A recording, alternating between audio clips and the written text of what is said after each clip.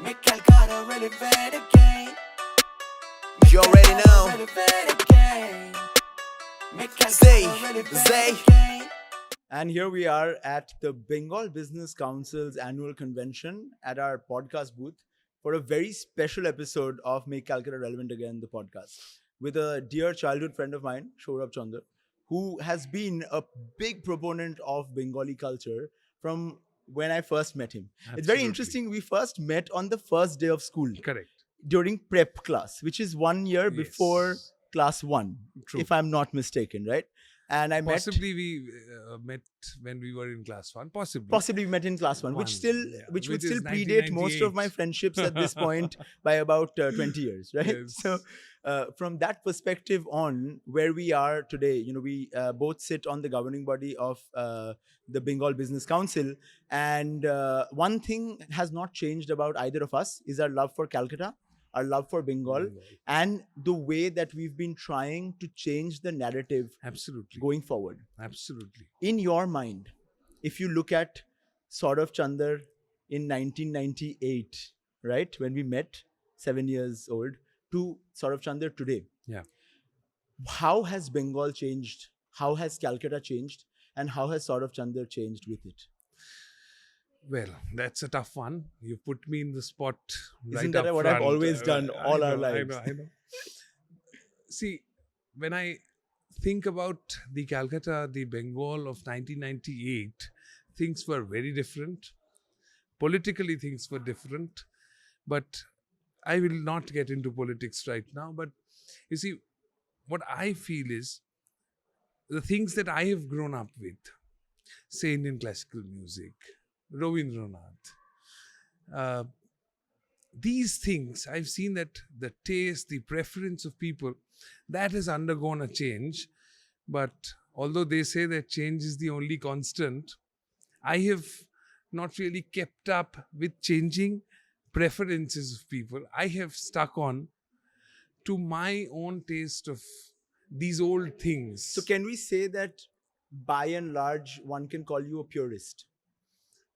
You can, but then I have certainly, matured or grown to a point where I do accept things in a slightly tweaked way. Except for your clothing, because it's Ex- always been It's this always been white. this. It's been the white kurta, white dhuti White forever, dhuti and as Punjabi long bhai. as I can remember. Yes, From you my, can change the occasions, Yeah. but the colors are going to remain the same. I feel like we had a birthday. I had a birthday party when I was 8 years old True. or 10 years old, and Sourav was still wearing something very similar. I don't think much has changed on that. No. So coming back to the point of purism, Mhm, right, and mhm. purism for culture, if we put it that Right. way, how would you say a purist remains relevant? And that's actually the question I've been trying to come to from the very beginning. No, I understand. You see, I appreciate your question. Amar jeta mone hai, what I feel is that if you uproot a tree from its roots, it dies. Mhm. But nature has its own evolution game at work. Mhm. So a tree will survive as long as it is still rooted. So if you call me a purist, I am purist to that extent where I will cling on or I will hang on to my roots till such point of time wherein my existence is not threatened. Mhm. So I will continue to wear a dhuti and a Punjabi, and I will not adopt to something else, because at this point of time or when I'm doing it, it doesn't threaten my existence. So I'm okay with that. I believe I've given you a straight answer. No, and I like that. I think as long as we are one self-aware about where our passions lie, where our interests lie, and most importantly, where our roots lie, Yeah.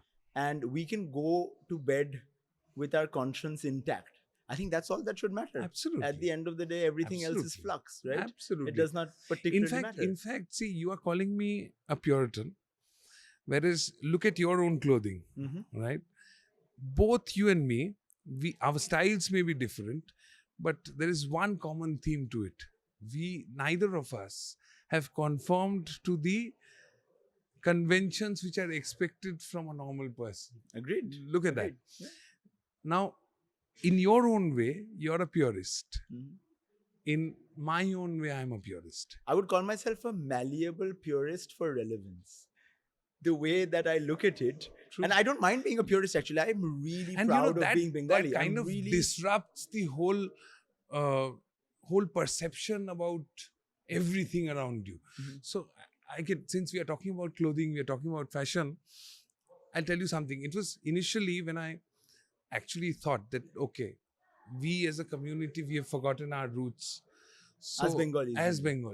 Bengalis, you will not find somebody from Tamil Nadu or from Kerala turning their head away from their style of dhoti, which some of them call veshti. Veshti, yeah. Yes. Which you I will actually really enjoy wearing as well. I quite enjoy wearing the veshti. I think Yes. it's And you will find that a Bengali, quintessential Bengali, he takes pride in not knowing how to wear a dhoti or a Punjabi. It's uncomfortable, it's not suited for me. That's the narrative. So when I actually made it a point that outside court, in every occasion, whatever it may be, when I started wearing it, initially there was a lot of resistance from people. They were laughing behind my back. Some said that, okay, this is too it's overkill, perhaps. and it is too much of an atelgiri which I'm doing, if I'm using this word. But now, when I'm not wearing a dhoti and Punjabi, which is an aberration, of course, but when I'm not wearing one, people say that, Oh, okay, wow, yeah. why You're are wearing you a polo not in neck. the- Yeah, you're wearing Exactly. this is almost unheard of. So that has become a signature of sorts, and perhaps this is the same for you. Mhm. So if I put the same question to you, how does it feel to flow against the tide? What would your answer be? I think I can only flow against the tide. I think it's part of my DNA. True. And ever since I've been young, I've think seen you. I have like I have that. always been a person who believes in breaking the norms, the Let's stereotypes. put it this way, that you've never believed in fitting in. You've always stood out. Or expectations. I So- think my greatest enemy is expectation. And I can say that not just from the perspective, clothing is a very superficial thing. You can change that, Mhm, anytime you mhm, want. If you mhm, want to look mhm. different, you can go and Yeah. wear something that Yeah. makes you fit into the mold quite easily. But as a person itself, I think irrespective of if the expectations are from my closest family or my friends, I am very clear on one thing, that I feel that expectations build distance between people. Because the moment that you are conforming to expectation, then you are being closer of a version of yourself that somebody else wants you to Wants be, you to be. Yes. rather than beautiful. what you would want to be, right? Let your life lightly dance on the edges of time like dew on the tip of a leaf. So, Tagore. so we believe, so we do, and continue doing, because at the end of the Yes. day, you only go to bed looking at yourself in the mirror. right? Absolutely. So you And- compete with your own self first, Yes. and you raise your own standards through your expectations of yourself. That's something which I also believe in. So see, we have converged on a common point. Yeah, that's not the first time. We usually do, after a lot of debate, discussion, We and come trying, back to the same- going around come a back to lot the of same point, philosophical yes, paths, then we yes. would come back Come onto back it. to the same thing. Quick last little question for you as well. They say that human beings survive on hope. Yeah. Hope is perhaps the greatest tool that we have in our quivers in moving forward. Mhm. Currently, in your profession, you've taken on the role of not just being a member of the High Court as a legal professional, but you've also taken on to social media as a way of spreading the voice about what goes on behind the bar and the bench. Right. And you've taken a different route towards making people know more about your profession, for example. Yes. Parallelly with your role at the Bengal Business Council, you have sort of helped shape the legal infrastructure of a council, which we believe is going to go beyond us, hopefully, if all goes well. Yes. Right? Yes. That is the expectation. That is And the hope. expectation that we have. So, in all of that, do you consider yourself to be a beacon of hope for young generations? And if yes, would you call this hubris, or would you call this confidence in your ability? Certainly, I would choose to believe that it is confidence in my own ability, which leads me to believe that maybe I'm not calling myself a beacon of hope and all that, but for sure, I would really want to inspire the younger generation, because that is what makes the difference. They are the citizens of tomorrow, right? They are going to make Calcutta relevant. They are going to make Bengal relevant. And you see, other than, my legal awareness reels, I've also been trying to work on something which you are also very closely associated with. The revival of The Bengal. revival of Bengal.